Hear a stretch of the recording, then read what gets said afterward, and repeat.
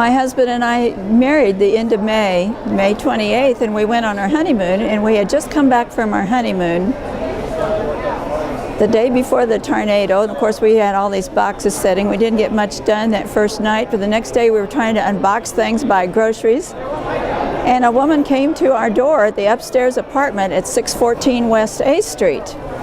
And she said, if the sirens should sound, since it looks kind of stormy, you're to come next door to our house to the basement, because your house doesn't have a basement. About an hour later, the sirens sounded, so we went next door to the house, and the woman held the door open, and the other neighbors were down in the basement. There were about 6 or 8 of us down there.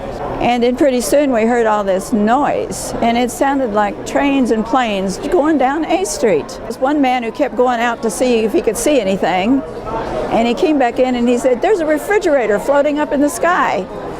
And pretty soon all the noise subsided and people got out. Of course, there was no power.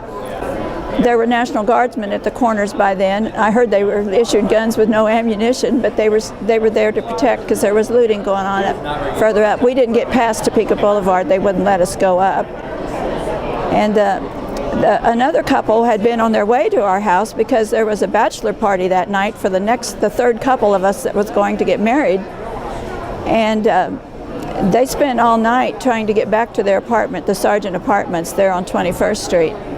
And when we got back, their place was semi in the ground. So it was filled with water and sewer, and there was a car in their living room. The roof was gone. The second floor, it was all open. And we couldn't save hardly anything, because it was ground glass was in the tea towels, the clothes, the paperwork was gone. They were able to get wedding photos from their photographer later. But we were down there walking around in that filthy water, and we were trying to scoot our feet so we didn't step on anything, but I ended up stepping on a nail, so I got on the casualty list at Stormont Vale just for stepping on a nail.